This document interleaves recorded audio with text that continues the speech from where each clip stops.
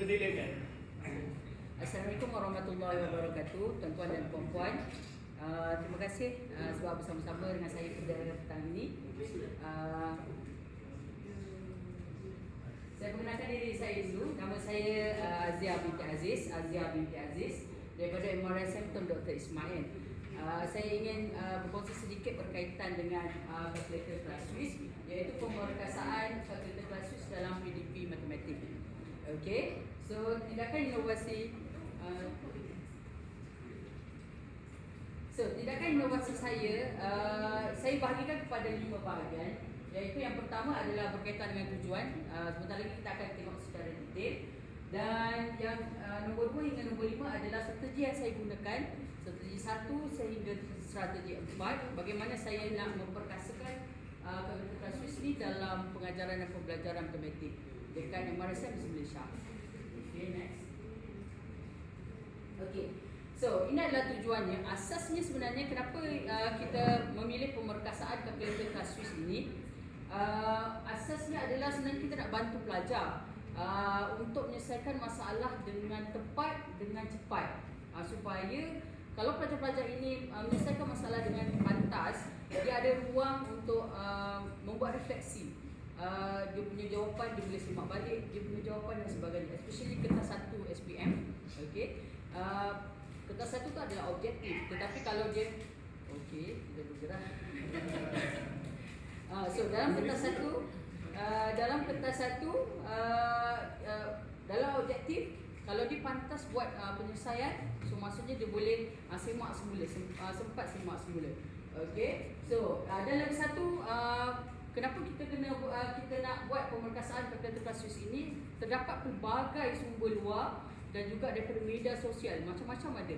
Macam mana nak guna teknik kalkulator ini, itu dan ini.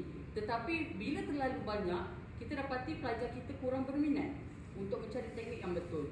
Sebab itulah kita mengambil inisiatif untuk buat pemerkasaan kalkulator ini. Okay, next. Okey, strategi pertama saya adalah daripada bermulanya dengan projek MyGift at One. MyGift at One ini adalah program Mara Youth Gift and Talented untuk pelajar tingkatan 1. Okey, kita khusus kepada pelajar tingkatan 1. Ketusan idea adalah daripada KPB, Ketua Penolong Pengarah subjek saya, Encik J. Hamzah. Encik J. Hamzah ini dia tanya saya dan juga ditawarkan kepada saya, boleh tak buatkan modul. Okey. So objektif asasnya adalah untuk memberi pendedahan kepada pelajar tingkatan 1. Dia baru masuk kan. So bila baru masuk, kalkulator ada tapi tak diguna. So asasnya kita nak dedahkan kepada pelajar tingkatan 1 macam mana nak guna. Pada masa yang sama, kita akan galakkan pembelajaran inquiry. Okey. Kita nak galakkan dia belajar sendiri. Okey. Dan juga pembelajaran kendiri. Dia boleh student self-centered, so dia boleh belajar sendiri. Okay, next. Okay, untuk projek ini saya ditugaskan untuk membuat 2 modul, iaitu pengenalan asas dan juga yang kedua adalah cara penggunaan. So kalau perhatikan modul yang pertama ini saya paparkan kepada dua kalkulator. Sebelah kalkulator saintifik biasa, sebelah lagi kalkulator kelas Swiss. Okay, next. Okey, pada strategi kedua, oleh kerana kita dapat maklum balas yang very positif daripada kalangan guru-guru matematik sendiri daripada MRSM Malaysia dan juga daripada parents pun ada memberi feedback yang positif. Dia kata boleh tak buat, why not you buat untuk peringkat yang seterusnya, Form 4 dan Form 5. Okey, so dengan itu untuk bergerak membina modul yang baru. Okey, ruang lingkup dah jadi makin besar. Jadinya saya perlukan saya menghadiri bengkel ini. Bengkel ini diadakan secara online. Okey, bersama Casio Malaysia dan juga Akademi YouTuber. Bengkel ini sangat bagus kerana daripada bengkel ini saya boleh membantu saya untuk memilih yang mana satukah yang paling sesuai teknik yang berkesan untuk pelajar MRSM. Sebab sekarang saya tumpukan kepada pelajar MRSM. So yang mana sebenarnya menggunakan kalkulator tu banyak kaedah, teknik dan sebagainya. Sebabnya Casio ini sendiri dia ada 557 fungsi. Okey. So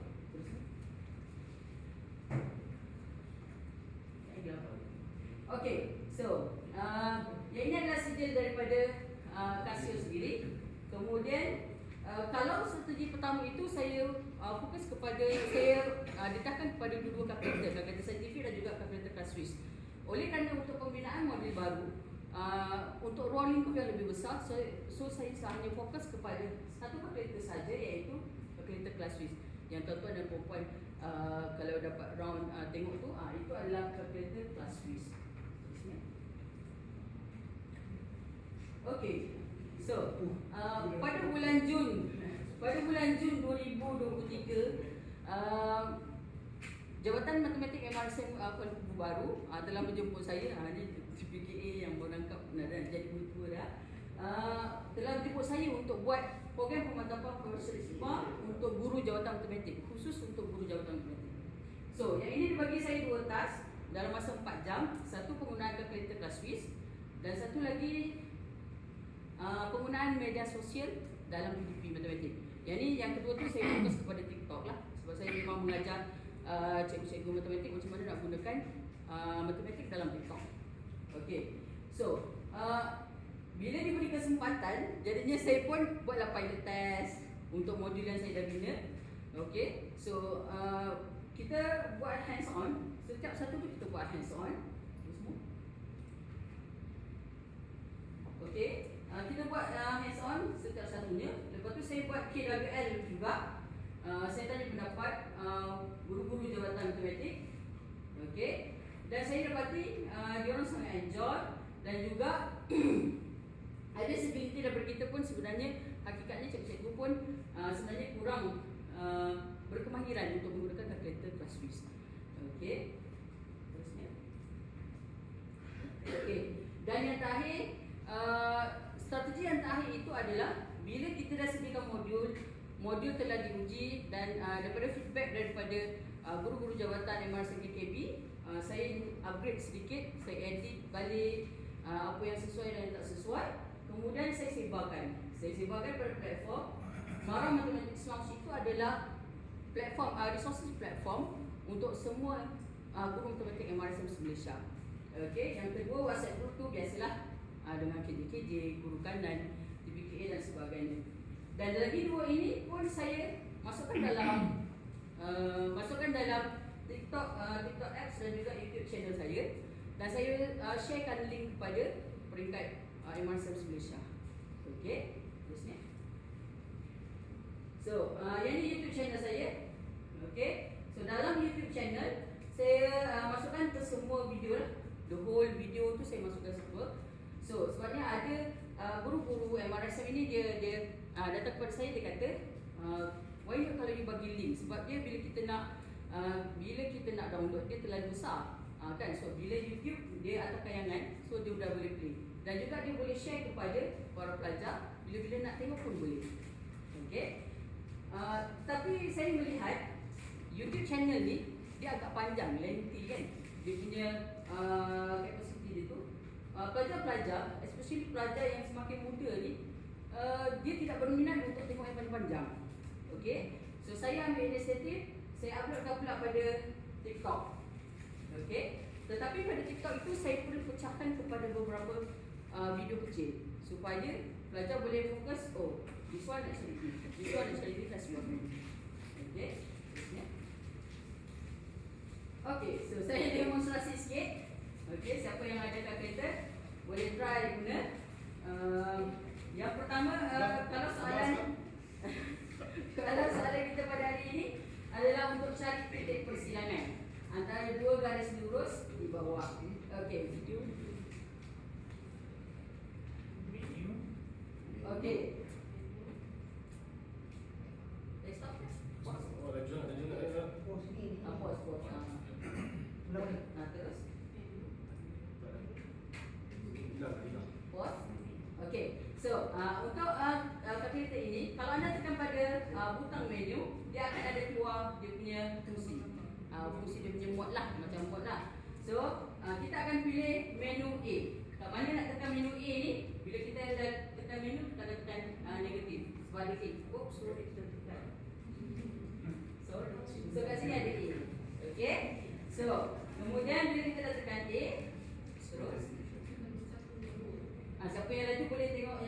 Ya.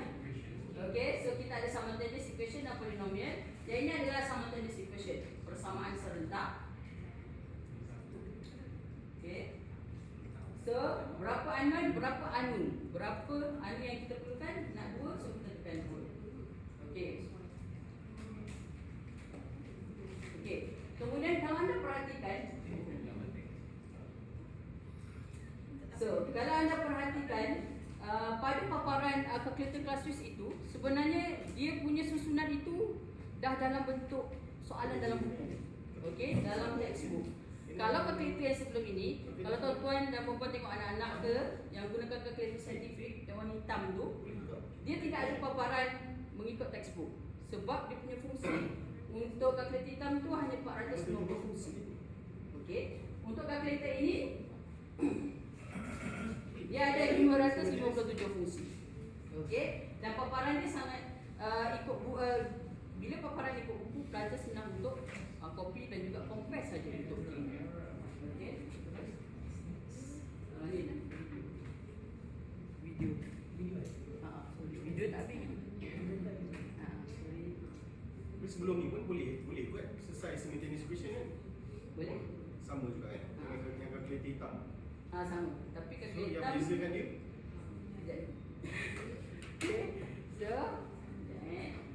Okay, so yang ni macam paparan dalam buku, dalam soalan, dia terus dia masukkan saja. Okay.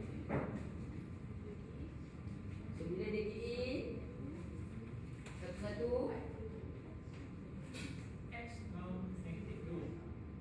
yeah, negatif 2. Y. Y negatif 2.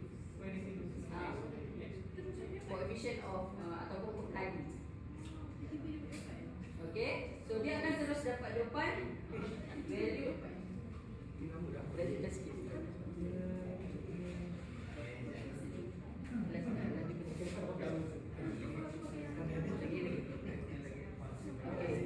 Okay, so nanti dia akan keluar jawapan X dengan Y.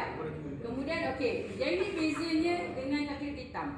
Okey, sebenarnya calculator yang hitam tu dulu pun bila kita refer balik Casio, pihak Casio dia datang ke MRSM PDI. Okey, dia offer kita tukar calculator. Dia kata trade in je. Calculator hitam yang cikgu-cikgu punya, dia bagi calculator putih. Okey. Tambah Sebab dia kata, tambah weight? tak ada. Tak ada. Tak ada masa tu. Masa tu. Untuk cikgu je. Untuk cikgu je. Okey. Kemudian yang membezakannya adalah yang ini, QR code. Okey. Sebabnya bila nak dapatkan QR code, kena tekan shift option. Bila keluar QR code, pelajar-pelajar boleh belajar secara sendiri. Okey, dia akan tengok relation. Next. Okey, dia akan tengok relation. Yang ni QR code kalau tuan-tuan dan puan-puan nak test. Okey, bila kita scan, dia akan keluar paparan jawapan untuk. Okey, dia akan dapat bentuk macam tu. Yang sebelah sana. Okey, yang di sebelah ini dalam paparan handphone anda akan dapat begini. Okey, maksudnya bila kita guna calculator class Swiss itu, dia menghubungkan antara persamaan serentak itu dengan paparan visual. Okey, dan kadang-kadang ada beberapa pelajar yang masih lagi tidak dapat membayangkan, oh, yang ini hanya algebra, coding, tak nak jawab dan sebagainya. Tetapi bila dia tengok, oh, yang ini adalah dia punya partner ataupun visual display. Okey, so bila dah ada kat paparan ini, anda boleh tekan mana-mana titik di atas sini. So kita nak titik persilangan, tekan tengah-tengah. So terus akan dapat. Okey. Boleh? Okey. Sepanjang tindakan inovasi yang saya lakukan ini, sebenarnya ada beberapa cabaran yang kita hadapi sebenarnya. Okey, hakikatnya kita ada beberapa cabaran yang kita hadapi. Yang pertama adalah pemahaman fungsi. Yang tadi tu saya demo tu yang simple yang selalu pelajar gunakan. Okey. Dan kenapa kita pilih kelas Swiss? Sebab itulah, sebab dia boleh menggunakan secara student self-centered ataupun pembelajaran kendiri. Okey. That's why kita pilih kelas Swiss. Okey, cabaran dia. Yang pertama, pemahaman fungsi. Pelajar-pelajar ini sebenarnya sukar untuk memahami fungsi. Saya dapati pelajar-pelajar yang mempunyai asas matematik yang tinggi ataupun yang kuat, dia tak ada masalah untuk pemahaman fungsi. Okey, tetapi untuk pelajar yang medium dan ke bawah, especially yang paling bawah, dia tidak berminat. Okey, sebab dia rasa dia tak nak guna. Okey, so yang kedua bergantung penuh pada teknologi. Okey, so yang ini di TDI saya ada buat program one day one question. Setiap hari itu adalah intervensi untuk pelajar-pelajar yang lemah. Okey, pelajar-pelajar yang lemah ni dia cenderung untuk bila dapat soalan terakhir dia kena jawab satu soalan. Bila dapat soalan dia terus tekan kalkulator. Okey, saya selalu panggil itu adalah sembang kopi. Dia kata jangan sembang kopi, saya tak nak sembang kopi. Saya minta dia buat jalan kerja, okey, baru tekan kalkulator. Tetapi pelajar-pelajar yang asasnya lemah, dia cenderung pada nombor 2. Okey, so kemudian pada cabaran yang ketiga, persepsi terhadap kalkulator. Okey, kita kena fahamkan kepada pelajar bahawasanya kalkulator itu hanya alat bantu sahaja. Okey, dia tidak menyelesaikan semua masalah. Okey, dan juga dia bukan gantian untuk pemahaman konsep matematik. Dia kena belajar dulu pemahaman konsep matematik, baru dia boleh gunakan dengan efisien. Okey, dan yang terakhir, konteks penggunaan. Konteks penggunaan ini, yang ini datangnya daripada guru-guru lah. So guru-guru pun sendiri kena repeating, kena cakap berulang kali, kena ingatkan berulang kali bahawasanya ada setengah-setengah boleh guna kalkulator, ada setengah-setengah perlukan jalan kerja dan sebagainya. Okey, especially kalau macam AdMath, baru-baru ni trial marah untuk AdMath, banyak pelajar-pelajar yang hilang markah. Sebabnya sebab anak-anak didik kita ni zaman sekarang ni dia suka shortcut. Kan, dia tak nak buat jalan kerja penuh dan sebagainya. Okey, so yang itu yang kita kena keep repeating, kena pengulangan untuk ingatkan mereka. Okey, seterusnya. Okey, so cadangan untuk pelajar. Okey, cadangan untuk pelajar saya ada senaraikan beberapa cadangan yang kita boleh buat untuk pelajar. Yang pertama, latihan secara hands on. Latihan secara hands on ini saya dapati pelajar-pelajar ini perlukan slot. Okey, sediakan satu slot untuk pelajar-pelajar ini untuk menggunakan ataupun explore the function. Okey, mungkin slot PJJ petang ke dan sebagainya. Okey, kemudian yang kedua, aplikasi dunia sebenar. Yang ini mungkin kita boleh buat pada minggu aktiviti, explorers dan juga project based school. Okey, yang ketiga, aktiviti interaktif, calculator based game ataupun group problem solving exercise. Kita boleh gunakan ataupun berikan kepada pelajar pada pengakhiran setiap topik. Okey, ataupun pada kuis dan sebagainya. Dan yang terakhir adalah peer teaching. Peer teaching ini kita boleh adaptasi di dalam pembelajaran ke-21. So dalam kelas pun kita boleh buat dalam peer teaching ini. Okey, sesama antara keduanya. Kemudian kita bagi task, so dia orang test lah. Okey, so ini cadangan untuk aktiviti kepada pelajar. Kita ada juga cadangan untuk cikgu. Guru-guru macam mana kita nak emphasize pemerkasaan kalkulator.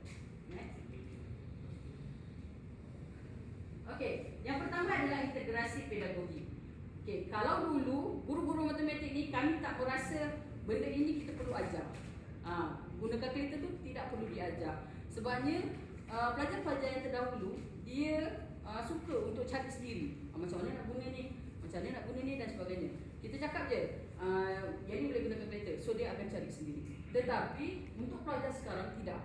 Okey, so kena inisiatif daripada guru juga, bantu pelajar-pelajar ini. Sebab tu kita kena masukkan dalam rancangan pengajaran. Okey, yang kedua, pemetaan kurikulum. Pemetaan kurikulum maksudnya kita boleh masukkan dalam PLC guru-guru jabatan matematik untuk menentukan dekat mana kita nak fokuskan yang boleh menggunakan kalkulator secara efisien. Okey, yang ketiga, teknologi troubleshooting. Sebenarnya saya dapati ramai antara kita pendidik-pendidik, guru-guru sebenarnya kurang mahir macam mana nak selesaikan permasalahan yang timbul.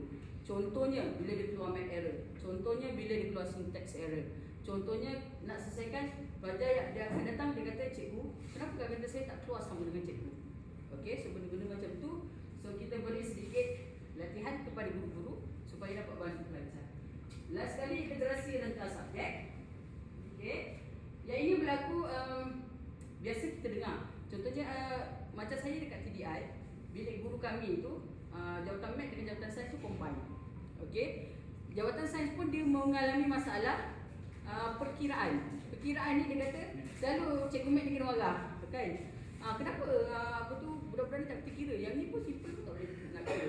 So integrasi lintas subjek, kita bekerjasama dengan subjek-subjek lain untuk kolaborasi, untuk bantu. Yang ini kau boleh guna macam ni dengan kalkulator dan sebagainya. Okey. So akhir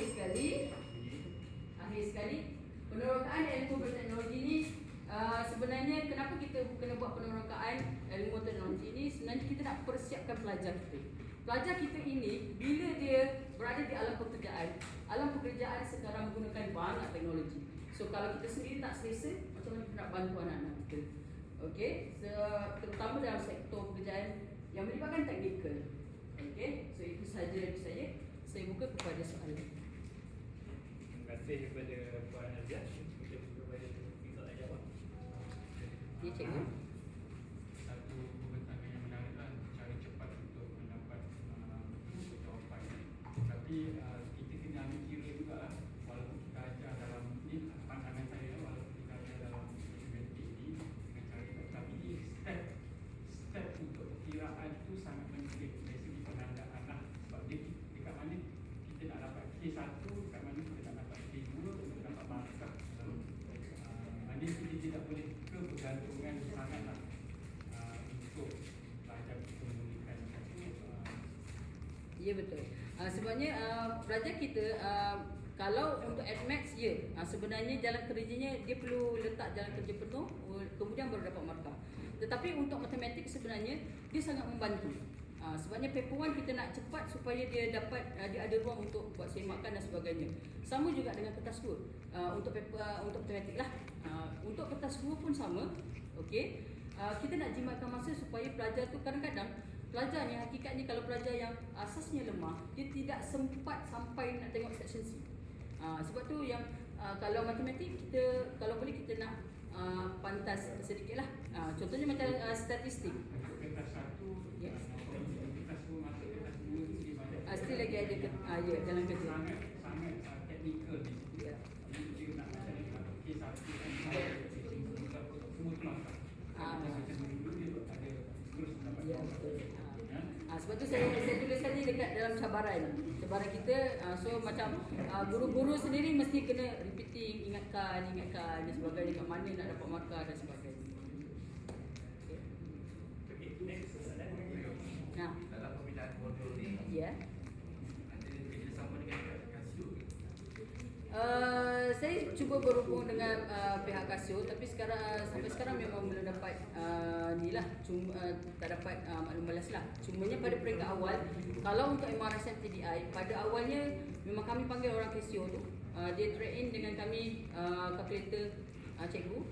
Kalkulator cikgu yang hitam tu, sebab dia kata sebenarnya kalkulator hitam ni kalau kat Jepun tak dikeluarkan dah 20 tahun tak dikeluarkan. Malaysia je pakai. Tinggal 20 tahun lagi kita. Jadi je lepas tu dia bagi training dekat kami. Kemudian bila kami ada sedikit bajet, kami beli untuk cukup untuk satu kelas dalam 30 untuk bantu pelajar. Ya. Saya nak tanya tentang prestasi pelajar, ada perbezaan tak? Sebelum mereka menggunakan kalkulator, maknanya kita tidak fokuskan kepada kalkulator, dan selepas kita fokuskan kepada mereka dengan kalkulator, ada perbezaan daripada segi markah, diorang makin menaik ke ataupun tahap yang sama?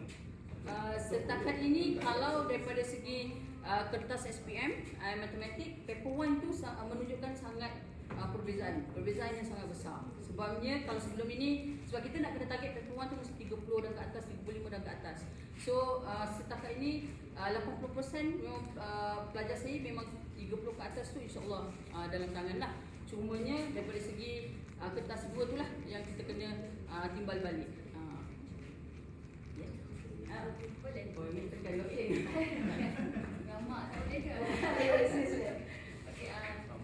saya mengikuti waktu yang kemarin tu ada dengan pelajar perempuan untuk amalan kelas kita. Cuma mungkin selepas kalau diteruskan, mungkin awal-awal tu kita dah minta pelajar perempuan tu perlu ada kelas kita. Sebab bila kita adakan slot macam tu, pelajar juga ada kalkulator lain, classmate lain, kan banyak model kan. So kami sebagai guru pun tak, macam ni tak ada, ni tak ada. So kalau untuk penambahbaikan untuk akademik yang berkenaan ke nantilah yang tahun depan mungkin kita boleh wawarkan waktu kemasukan pelajar tingkatan 1 perlu ada kalkulator, spesifik kalkulator classmate untuk kita boleh selaraskan. Yang kedua, saya nampak pendedahan kalkulator ni memang saya rasa sesuai untuk yang menengah rendah. Macam Cik Rahim cakap tadi, untuk menengah atas, contohnya macam AdMath ni dia amat susahlah sekali untuk pembandahan kan. Sebab dulu pelajar saya yang pandai, bila saya minta pelajar saya share dengan kawan-kawan dia satu batch tu, apa tips yang you boleh share untuk nak score AdMath ni, dia kata apa? Belilah calculator class fee.